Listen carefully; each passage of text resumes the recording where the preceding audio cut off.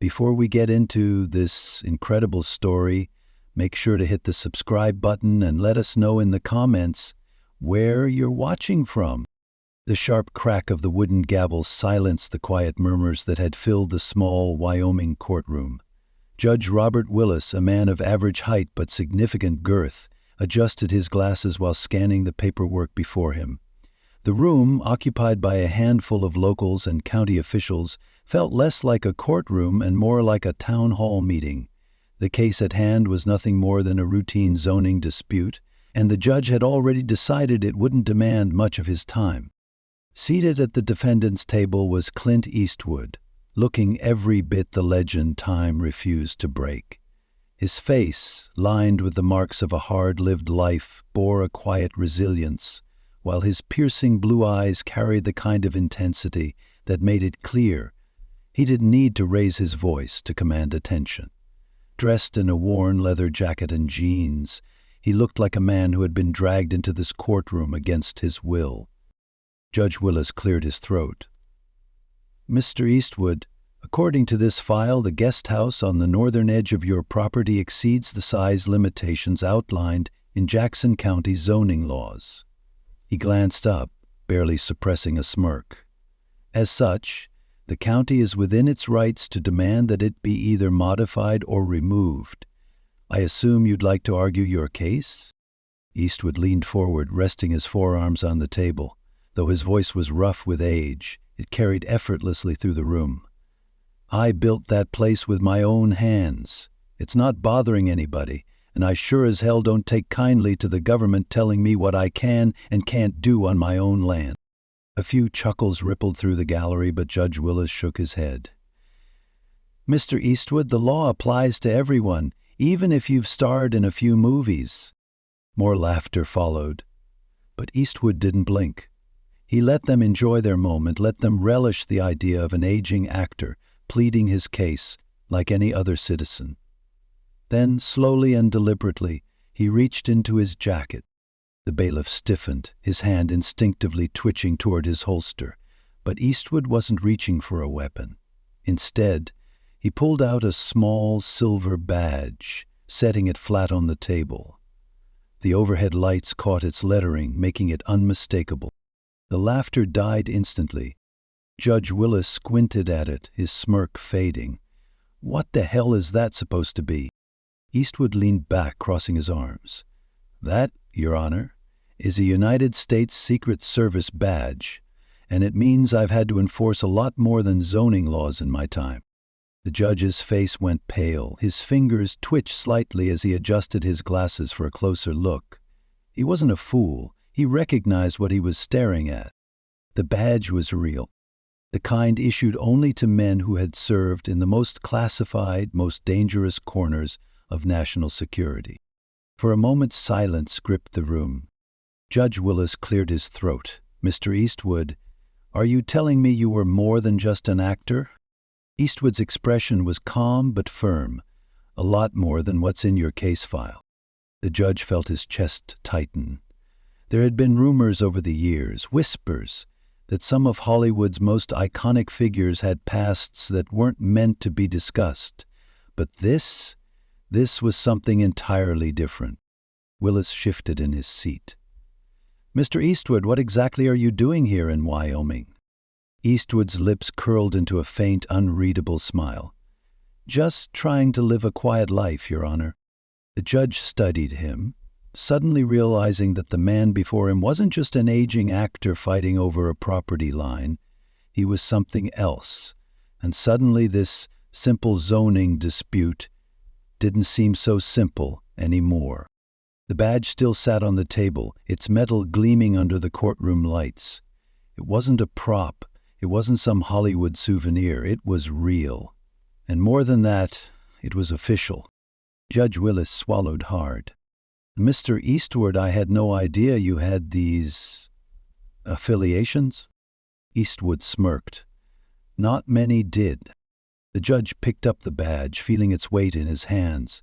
This wasn't the standard issue ID of a field agent. This was something else entirely. Exhaling, he set it back down.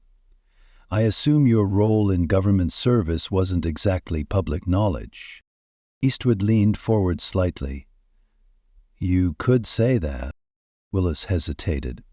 I always figured you were just an actor, someone who played tough guys on screen.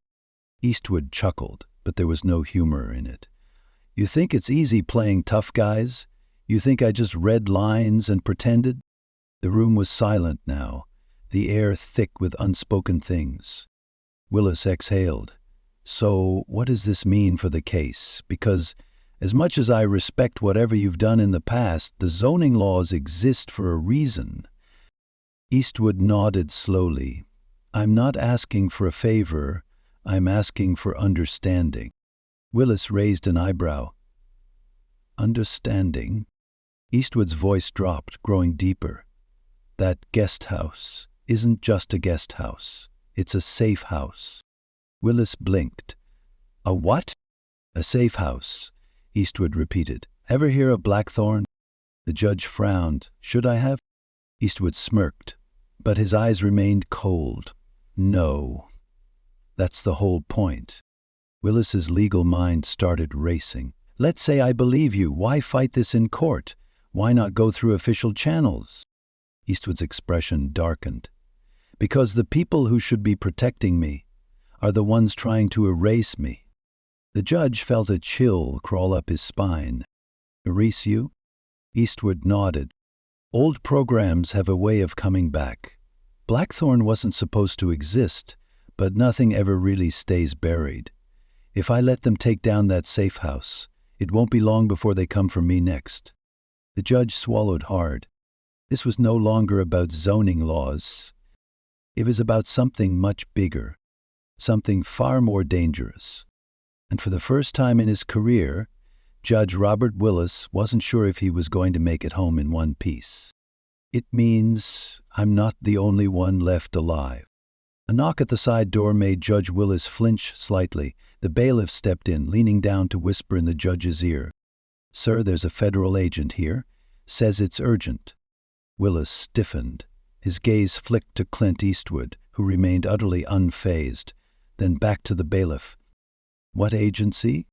Homeland Security, the bailiff murmured. Said you'd want to hear what he has to say. The judge hesitated. A federal agent showing up in the middle of a routine zoning case was anything but normal. Eastwood smirked. Told you, Judge.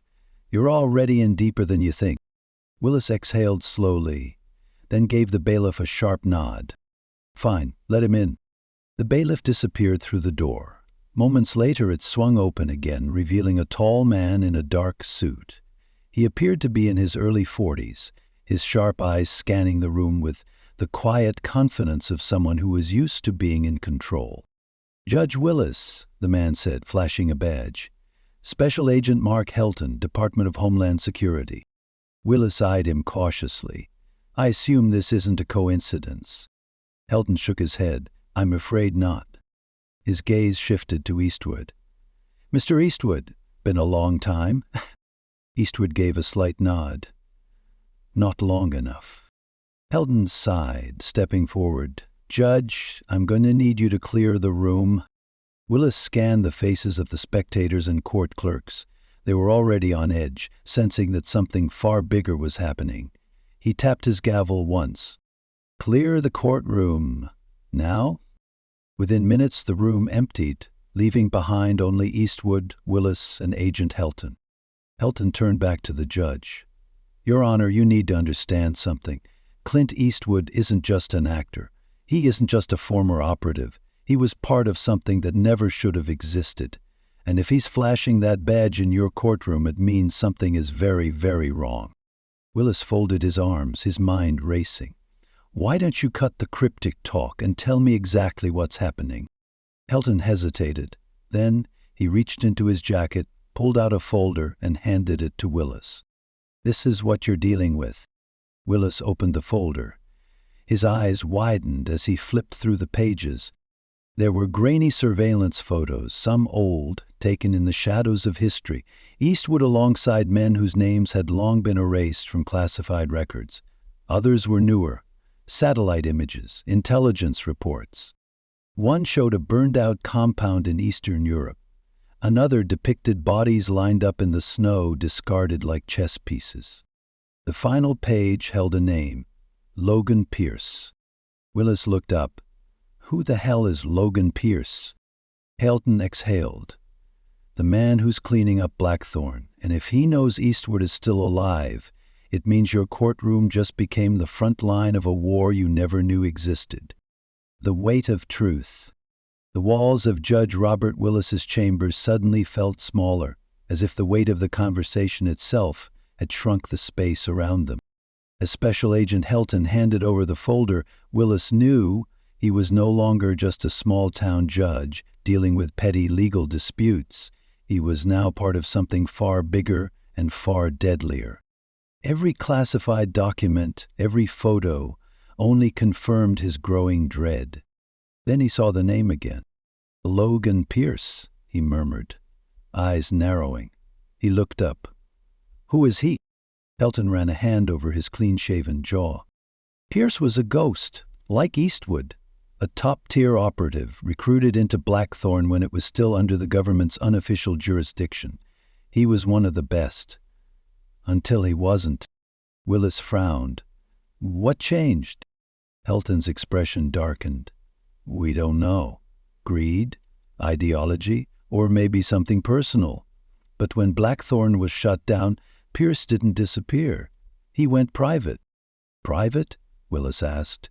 You mean mercenary work? Helton nodded grimly. Worse.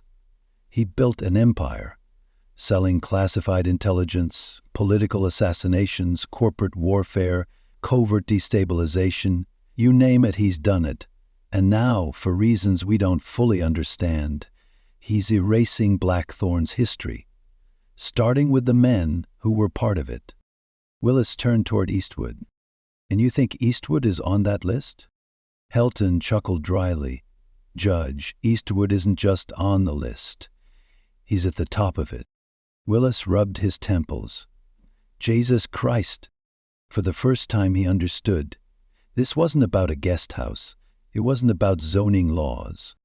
This was a kill list. Eastwood finally spoke, his voice steady. Why now? Helton sighed. That's what we're trying to figure out. Blackthorn was buried deep. There was no reason to dig it up. He hesitated, then leaned forward. Unless someone is trying to reclaim it. Willis frowned. Reclaim it? You mean restart the program? Helton nodded. Think about it. Blackthorn was one of the most efficient, deadly covert operations in modern history. No oversight, no red tape. Just highly trained operatives taking out threats before they even became threats. He glanced at Eastwood. If someone wanted to bring that back, the first thing they'd do is eliminate anyone who could expose them. Willis looked at Eastwood. That's why you built that safe house. Eastwood smirked slightly. Always knew the past might come knocking. Just didn't expect it to come with this much firepower. Willis let out a dry chuckle, though there was no humor in it. So what now? He asked. You expect me to just drop the zoning case and pretend none of this happened? Helton shook his head. I don't care about your zoning dispute, Judge. But if you rule against Eastwood, you're giving Pierce exactly what he wants. He's watching. If you force Eastwood out, he's vulnerable. And that's when they'll strike. Willis swallowed hard. If he ruled against Eastwood, it wouldn't just be one man's fate on the line. It would be his own. He exhaled slowly. All right. Let's say I don't throw Eastwood to the wolves. What's stopping them from coming after me next? Helton exchanged a look with Eastwood. Then he answered, Nothing. A heavy silence filled the room. Willis stared at the folder in his hands. He had dedicated his life to the law, to rules, to order. But now he realized the law wouldn't protect him. And for the first time in his life, he was afraid. I didn't even know this existed.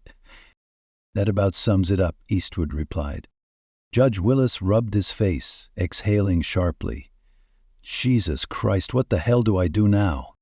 Eastwood adjusted his jacket, his expression unreadable. For now, Keep your doors locked, keep your windows covered, and if you see something that doesn't feel right, trust your gut. Willis swallowed hard. That bad? Eastwood's gaze met his. Worse. The silence in the room became thick, heavy with unspoken tension. Then, a click from outside.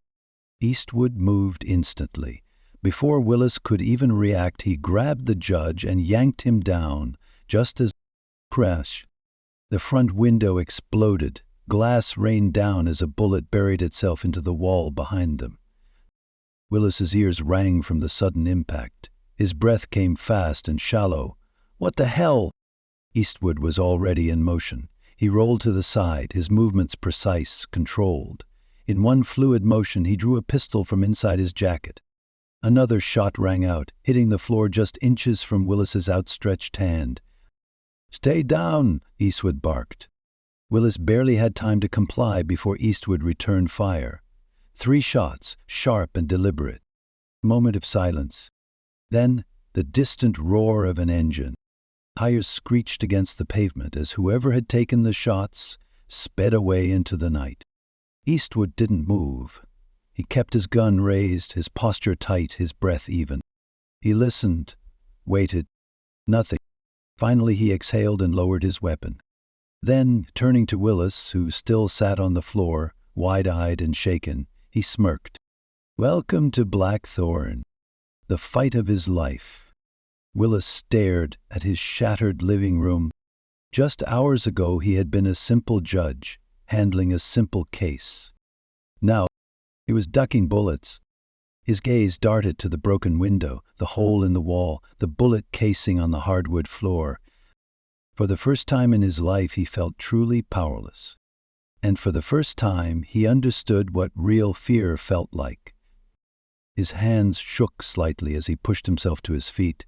Jesus, Clint, what the hell did I just get myself into? Eastwood smirked, but there was no humor in it. The fight of your life, Your Honor. Willis rubbed his face, trying to steady his breath. Tell me you know who the hell that was.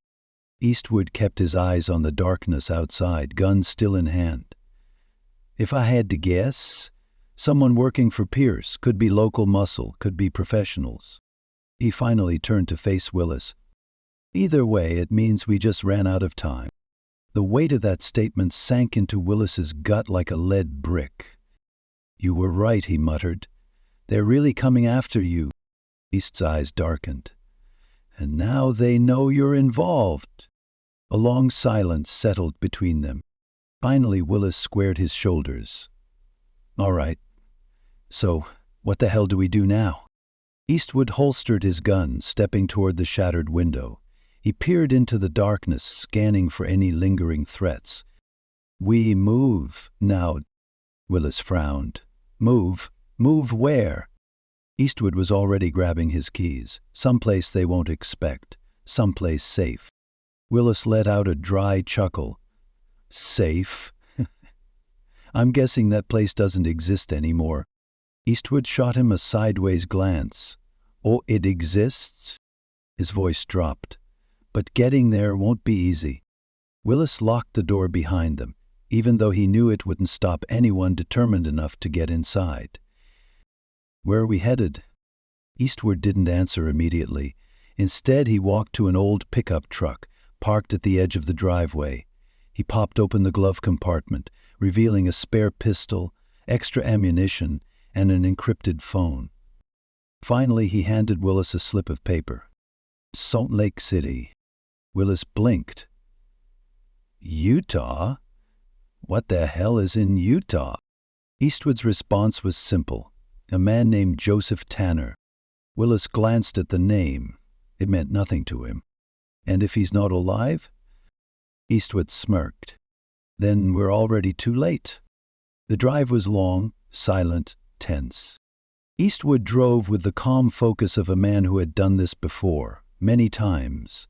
His hands were steady on the wheel, his eyes constantly scanned the mirrors, the road, the passing headlights. Willis, on the other hand, was trying not to lose his mind. Finally, after nearly an hour of silence, he spoke. Tell me about this Tanner guy. Eastwood kept his gaze on the road. Joseph Tanner was one of the best. Surveillance, infiltration, cleanup. Willis frowned. And you trust him? Eastwood chuckled dryly. I don't trust anyone, Judge. But I do know that if Tanner's still breathing, he already knows we're coming. That didn't sit well with Willis. Then why go to him at all? Eastwood's grip on the wheel tightened. Because he's the only man left who might know what Pierce is planning. Miles behind them, a black SUV cruised along the same highway, keeping its distance. Inside, a man in a dark suit watched the taillights of Eastwood's truck through tinted windows. He picked up a phone. They're moving, he said, his voice calm, professional. A cold voice on the other end replied. Do we take them now? A pause. No, the man said. Let them run. It'll be easier that way. He hung up, staring out at the road ahead. This wasn't over. Not by a long shot. Just before dawn, Salt Lake City emerged on the horizon, a collection of twinkling lights at the base of the Wasatch Range. Eastwood slowed the truck as they entered a quiet neighborhood. He pulled up to a modest single-story house at the end of a cul-de-sac. The porch light was off, the blinds drawn. Willis frowned. You sure this is the place? Eastwood nodded. They sat in silence, both men watching the house. Then, a quiet click behind them. Hands where I can see them. Willis's breath caught in his throat. The voice was calm, controlled, and unmistakably dangerous. Eastwood didn't even flinch. Hello, Tanner.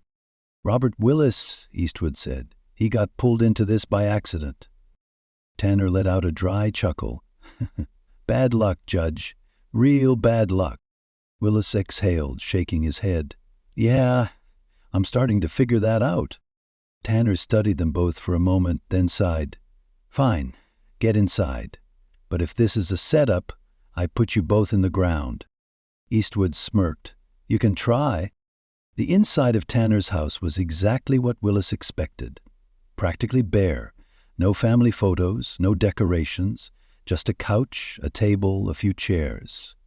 The walls were plain, the windows reinforced. This wasn't a home. It was a hideout. Tanner set his shotgun down on the table and poured himself a drink. So, Clint, you gonna tell me why the hell you're here? Eastwood sat down, resting his elbows on his knees. Blackthorn's back. Tanner's face twitched slightly, but he didn't react otherwise. He took a slow sip of his drink before answering. That's not funny, Clint. Not a joke, Eastwood said. Someone's tying up loose ends. I'm still breathing, which means they're still hunting. Tanner exhaled sharply, shaking his head. Damn it, I should have seen this coming. He set his drink down. A few weeks ago I noticed strange activity, encrypted messages bouncing around old channels. Thought it was just noise, but now... He turned to Eastwood. You're sure they're hunting us? Eastwood nodded. Took a couple of shots at the judge last night. Tanner whistled. Hell of a way to get introduced to the game. Willis folded his arms.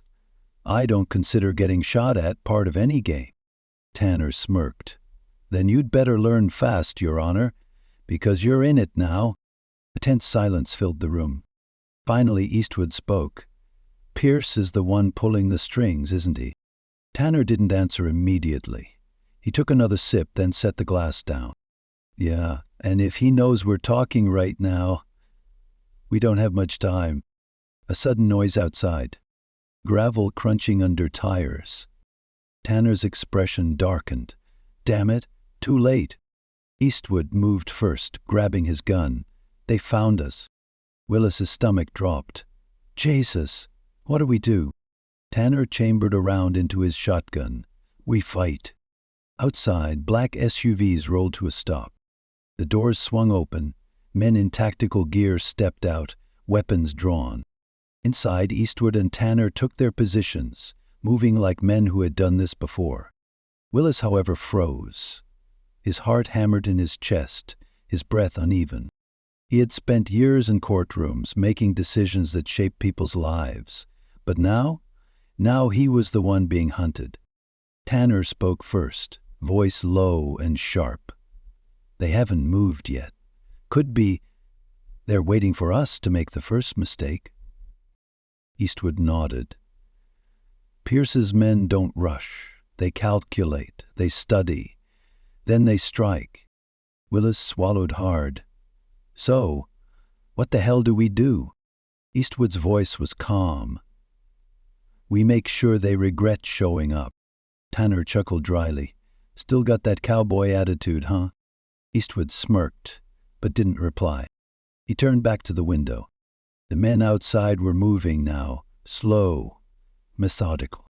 Black combat gear, suppressed weapons, no markings. Professionals, Tanner muttered. Eastwood exhaled through his nose. Yeah, but that doesn't mean they're better than us. Tanner tightened his grip on the shotgun. Hope you're right, Clint, because we're about to find out. A sudden thud against the front door. Willis flinched. It wasn't a knock, it was a test. Then, from outside, a deep voice. Eastwood, we know you're in there. Let's not make this messy. Willis felt a chill run down his spine. The voice was calm. Too calm. Eastwood didn't flinch. They always say that before things get messy. Tanner smirked. Guess we should oblige them, huh? Before Willis could react, Tanner raised his shotgun. Boom! The front window exploded outward. A sharp cry of pain followed. The first hit landed. Then all hell broke loose. Gunfire erupted. Suppressed rounds punched into the walls, tearing through furniture, kicking up dust and splinters. The quiet hideout had become a war zone. Eastwood moved fast. Ducking low, he returned fire. Precise, controlled shots. One of the men outside dropped with a strangled gasp. Willis hit the floor, covering his head. Jesus Christ. Tanner reloaded, grinning. Welcome to the real world, Judge. More gunfire slammed into the house. Eastwood grabbed Willis by the collar. We can't stay pinned down. Time to move. Willis stumbled after him, adrenaline flooding his system. Where the hell are we going? Oh, Tanner fired one last shot before following. Yeah, before they send in something heavier. As if on cue. A loud metallic clink sounded outside. Tanner cursed. Grenade, move! Eastwood shoved Willis toward the back hallway just as the explosion ripped through the front of the house.